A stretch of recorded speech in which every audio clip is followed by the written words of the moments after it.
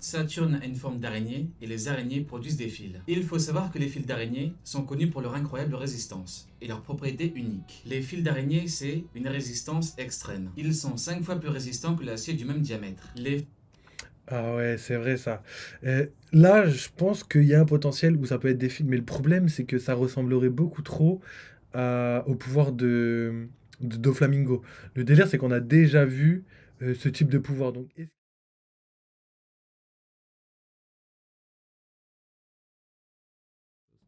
Tal, et c'est très intéressant. L'auteur a déjà illustré ça durant l'arc Marineford, où il a été clair, on a une vraie bataille, personne ne prend réellement l'avantage, puis Barbe Blanche fait une crise de cœur, Marco se fait menotter, Joe se fait geler. Cousin dit quelque chose de très intéressant. Il dit bien, ce ne sont pas les commandants qui ont perdu, c'est l'équipage de Barbe Blanche qui a perdu, car l'équipage tient via les éléments les plus importants, les plus puissants. L'importance est en lien direct avec la puissance dans une bataille. La marine avait besoin de deux choses, affaiblir le capitaine et vaincre les commandants, quoi qu'il en coûte. C'est comme ça que l'on obtient un basculement total. Et pour Egghead, c'est pareil. Le basculement total passe par le fait d'occuper Zoro ou le fatiguer, par la récupération du commandement et par le fait de fatiguer le capitaine. C'est uniquement comme ça que l'on obtient une situation qui est intéressante, d'un point de vue scénaristique. Voilà comment l'auteur peut démarrer son flashback de la meilleure des manières. Zoro qui est occupé, Luffy qui est fatigué, Saturne qui est debout en pleine forme. Voilà pourquoi j'affirme que l'auteur gère parfaitement les choses. Et encore, il reste beaucoup d'éléments qui vont s'emboîter au fil des chapitres. Ce n'est que le début de la fin d'arc.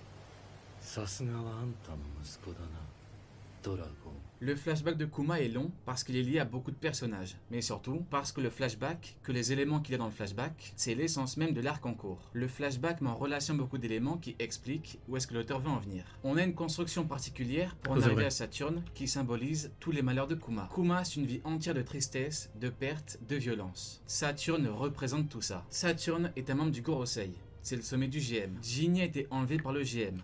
Kuma a été maltraité par le GM. Sa famille a été maltraitée. Saturne lui a dit des mots forts qu'il n'oubliera jamais. Le GM, c'est l'ennemi direct des Revo, de Dragon. Et en Albion Non, non, c'est Online. trop. C'est trop. Le pire, c'est que mon VPN est activé là. Là, Un j'ai le nouveau démon, RPG attends. bac à sable dans lequel vous écrivez votre propre histoire au lieu de suivre un Carrément, chemin je dois tout me taper tracé. des pubs maintenant. Explorez un vaste monde ouvert. Tout ce que vous faites a un impact sur l'économie d'Albion axée sur les joueurs. Et en réalité, tout l'arc, flashback compris, c'est fait pour en arriver à la conclusion qu'il y a Saturne. Voilà pourquoi j'affirme haut et fort que Saturne est l'acteur principal dans cette affaire. Lucci a été l'acteur principal sur Enies Lobby. Kizaru a été l'acteur principal sur l'archipel. Saturne est l'acteur principal sur Egghead. Les choses ont changé. Lucci se fait éclater par Luffy. Par ceci, Kizaru se fait éclater par Luffy. Saturne marque une réelle rupture dans le scénario. On n'est plus dans la même dimension. D'ailleurs, fait assez intéressant, l'auteur avait déjà dit, en tout cas sous-entendu, que les Zoans mythologiques allaient être importants, qu'ils allaient avoir une importance particulière en fin de manga, avec Marco qui avait dévoilé une forme phénix. Des années après, Luffy a en fait mangé un Zoan mythologique. Kaido a mangé un Zoan mythologique. Saturne semble avoir mangé un Zoan mythologique. Les amiraux ne pouvaient pas être destinés à être les antagonistes finaux, car ce Ah, ne bien sont que des sûr. pions. Ils ne jouent pas. En haut, on joue avec eux. Marie-Joise est la terre des êtres supérieurs.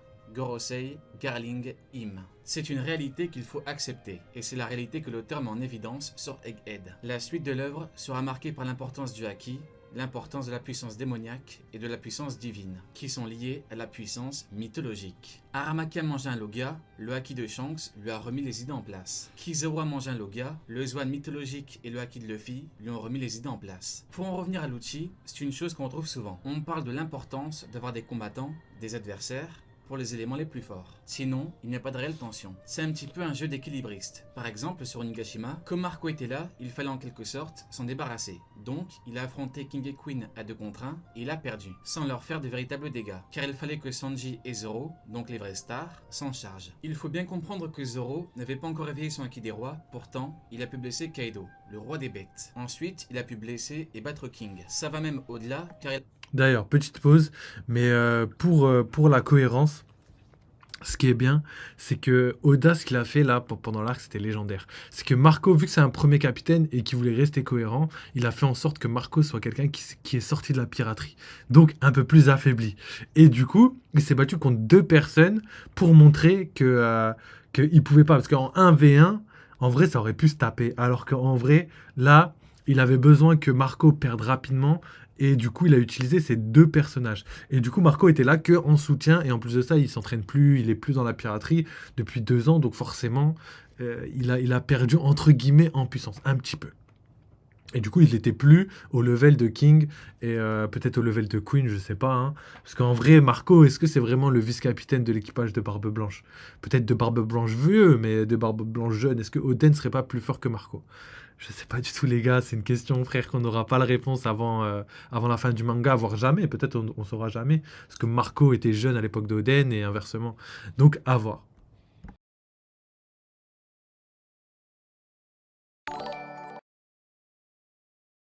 Battre la technique la plus puissante de King, c'est-à-dire qu'on a une victoire totale. Il surpasse la technique finale et il achève l'ennemi. Zoro n'a pas vaincu King pour que Rob Lucci soit une espèce de mur difficilement franc. Du coup, attends, je fais 30 000 choses en même temps, mais merci Axekou d'avoir d'avoir rejoint la team. Bienvenue à toi, installe-toi correctement. On va analyser cette petite vidéo de Rio. Lucci s'est fait éteindre par Luffy son acquis des rois. Par ceci, Lucci est fort, mais les faits du manga nous disent que dans l'histoire, c'est Zoro qui est un mur infranchissable pour lui. Maintenant, on peut se demander si, dans le cas contraire, ça aurait été bien. Eh bien, chacun aura son avis sur la question. Le problème, c'est que s'il est trop fort, déjà par rapport à ceci, c'est compliqué, mais ensuite, Zoro devra réellement tout donner. Et si l'auteur a prévu quelque chose d'autre post-Lucci pour Zoro, comment fait-il? C'est une question de gestion de scénario. L'auteur aurait pu, mais il n'a pas voulu le rendre trop fort, malgré le potentiel du bonhomme. Il n'a que 30 ans, il est revenu avec un nouveau niveau, et il est considéré comme un génie. Pour le combat...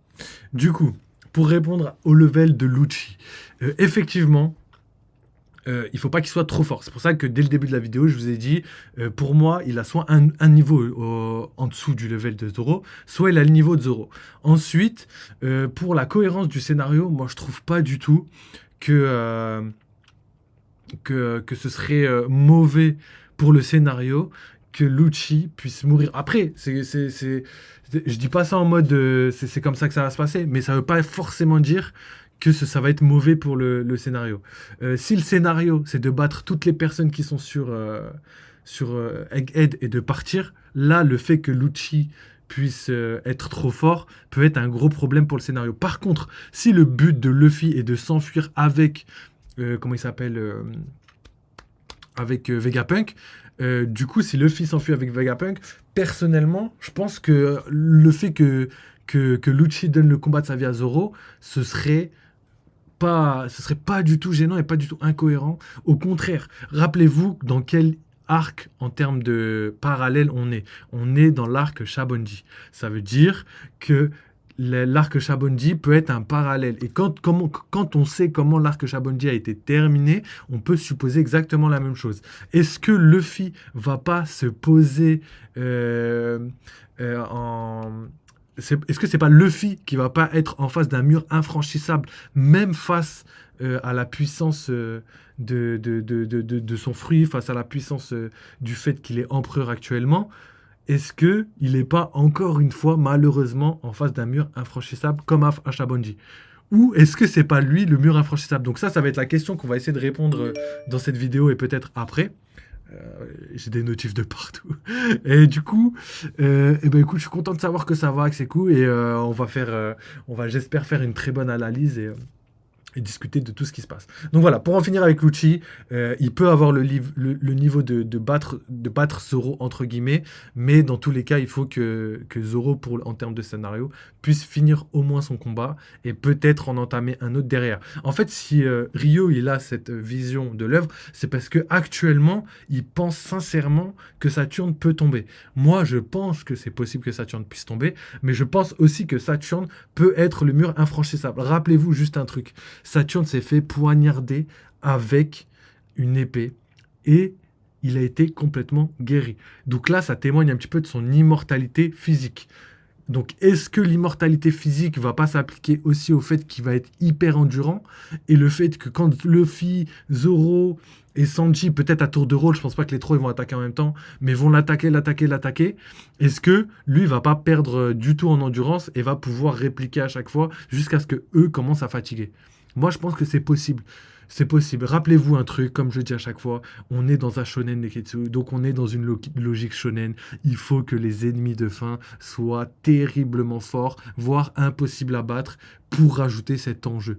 Et pour faire en sorte que tous les combattants de One Piece, à la fin du manga, devront se mettre à 100% de leur puissance pour ne serait-ce qu'espérer gagner. Et ça, je pense que ça va rentrer dans le scénario, mais on verra bien en fonction de comment Oda réserve, enfin quel traitement va réserver Oda à Saturne. On verra bien.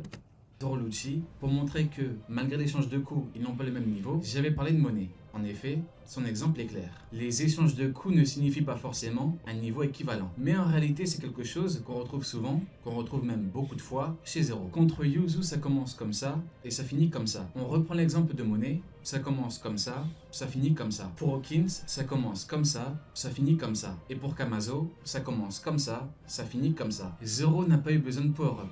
Il n'a pas besoin de tout donner. Ce ne sont pas des combats très intenses. Il y a une vraie différence entre un vrai combat de Zoro, qui nécessite généralement un power-up, et un combat normal. On a un début, un milieu et une fin. C'est en prenant en compte tous les éléments que l'on comprend quel combat on a. Pour Lucci, on part surtout sur un combat normal, au vu de la puissance de Rob Lucci que l'auteur a montré via Luffy et Stussy. Sauf que, comme dit plus tôt, il est probable que Zoro perde de l'énergie, à cause du Haki des Rois. Et dans ce cas-là, est-ce que Zoro aura un combat post-Lucci? Eh bien, peut-être. En effet, on pourra en conclure que, quoi qu'il arrive, Zoro combattra quelqu'un d'autre dans l'arc Egghead. Mais qui? 3 options s'offrent à nous. Le Séraphin de Mihawk, avec cette fois-ci un chaos du Séraphin. Zoro pourra alors achever Lucci, puis le mini Mihawk. On pourrait avoir les différents éléments de la marine, un peu comme sur Ines Lobby, avec une bataille générale, ou alors Sanji Garcia Saturne. Ok. Comme vu dans la vidéo précédente, Saturne a des pouvoirs démoniaques, des pouvoirs maléfiques. On a beaucoup de références aux démons. On a une véritable entité démoniaque. On a un pentacle. Et entre autres, son sang qui s'évapore. Pendant que Zoro est contre Lucci, Sanji est quant à lui devant Saturne. Mais le problème, c'est que la marine entoure le groupe. Sanji est donc dans une situation très délicate. Il doit sauver Bonnie, la protéger et protéger les autres avec entre autres Vegapunk. Sanji est devenu extrêmement résistant. À vrai dire, désormais, il a l'une des meilleures résistances de toute l'œuvre. Pour illustrer mes propos, je pourrais parler du coup d'épée de Queen dans sa nuque ou alors du coup de poing du Séraphin de Jinbei. Alors, je pense que ça va à peu près ressembler au scénario contre Big Mom et Kaido. Et après, je pense qu'il va enchaîner sur un autre combat. Tu parles du combat de Zoro, c'est ça? Comme quoi Zoro, il va... tu parles sûrement de Saturne. Donc Zoro contre Saturne, ce sera à peu près comme Big Mom et Kaido quand ils étaient sur le toit. Donc il y aura beaucoup de personnes contre Saturne. Et à la fin... Zoro va avoir son combat perso, etc. etc. J'avoue que ça peut être ça. Ça peut être ça. Mais en fait, le délire, c'est que... Moi, je suis grave d'accord. Moi, je trouve que c'est carrément plus probable. C'est même l'un des scénarios les plus probables. Mais le seul truc qui me fait dire le contraire, c'est que logiquement... Logiquement, je dis bien logiquement, parce qu'en vrai, la logique, là, je sais pas s'il y en a réellement. Mais logiquement, en fait, après Kaido, on était censé être dans un arc de transition. C'est-à-dire que c'est un arc qui va permettre de mettre les prémices de ce qui pourrait potentiellement arriver dans le futur. Et là, en fait, vu la longueur de l'arc, ça se passe pas du tout comme ça. On commence à avoir beaucoup trop d'informations. On commence à avoir un flashback hyper long qui nous raconte énormément de choses et qui apporte vraiment du relief à cet arc. Donc, est-ce que l'arc va se terminer sur un gros combat contre Saturne? C'est ce que... Maintenant, c'est ce que j'ai l'intuition actuellement, mais ma première impression de l'arc, elle pesait pas du tout dans ce sens-là. Pour moi, j'avais vraiment l'impression que là, Oda, il allait juste nous mettre quelques informations, comme par exemple Saturne, etc. Et après, une fois que Saturne a montré, je dirais, l'étendue de son potentiel ou l'étendue de son pouvoir, il soit obligé de s'enfuir pour après revenir tout à la fin du manga combattre Saturne avec tous les antagonistes finaux et les protagonistes finaux pour la grande guerre du manga. Donc c'est l'intuition que j'avais. Après, à voir, tout peut se passer. En fait, là, on nage tellement en terre inconnue que... Surtout que Saturne, en vrai, il a une mécanique bizarre en termes de son fruit, en termes de prestance, etc. Nous qui pensions qu'il ne savait pas réellement se battre, on commence de plus en plus à comprendre que c'est quelqu'un qu'il faut prendre très, très au sérieux. De par le fait qu'il est immortel, de par le fait qu'il a un Zoan mythique et de par le fait qu'il peut l'éveiller. Ça aussi, c'est des trucs... un Zoan mythique éveillé, c'est légendaire, les gars. Tous ceux qui ont éveillé leur Zoan mythique sont des personnes minimum level empereur. À l'heure actuelle. d'après les informations qu'on a. Donc à voir. Une force colossale. Pourtant, Sanji croise littéralement les bras. Le séraphin est lancé à toute vitesse. Il le touche, mais ça ne fait rien à Sanji. C'est comme si un enfant frappait un arbre. Le séraphin est gêné, angoissé. Il ne comprend pas. Et c'est normal, il est confronté à ce qu'est devenu Sanji, un combattant ultra complet. Pour autant, notons que Saturne lui envoie une technique et que la technique lui fait mal. On pourrait donc se demander, mais comment ce coup à distance peut lui faire aussi mal, alors que le séraphin ne lui fait rien? Eh bien, je pense que c'est lié à la nature même de la puissance de Saturne. Il utilise un pouvoir magique. Ce n'est pas un coup qui ne frappe qu'en surface. Ce n'est pas réellement un coup que l'on pourrait qualifier de physique. Par exemple, contre Sanji, l'électricité ça fonctionne, parce que ce n'est pas un réel coup physique. Pour lui faire mal physiquement, il faut avoir une incroyable force physique. Le coup de tête qu'a mis KO Big Mom devrait par exemple le mettre KO, parce que le coup est colossal. La puissance brute est phénoménale. On connaît Big Mom, on connaît sa résistance, pourtant elle dit littéralement « mon crâne est en train de me tuer ». L'auteur marque les éléments d'eau qui se brisent. La technique est sûrement magique, elle doit frapper de l'intérieur. Par exemple, Killer a une technique qui permet de passer outre la résistance. Il frappe directement de l'intérieur, en quelque sorte. Vous l'aurez compris, je parle de Sonic Kamara. Par contre, si la technique est physique, alors on peut affirmer,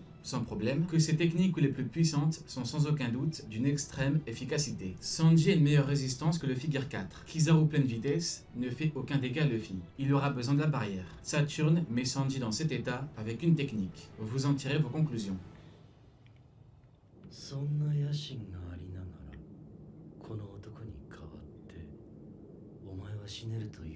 Comme dit plus tôt, le vrai problème de Sanji, c'est qu'il est devant Saturne, qu'il doit sauver, protéger et qu'il est entouré. Autre problème, Sanji semble être immobilisé par un pouvoir de Saturne. Il demande « quelqu'un peut bouger ?» et Franky lui répond non. Soit on a vraiment un pouvoir maléfique d'immobilisation, soit on a des pouvoirs de fils qui retiennent. Saturne a une forme d'araignée et les araignées produisent des fils. Et il faut savoir que les fils d'araignée sont connus pour leur incroyable résistance et leur propriété unique. Les fils d'araignée, c'est une résistance extrême. Ils sont 5 fois plus résistants que l'acier du même diamètre.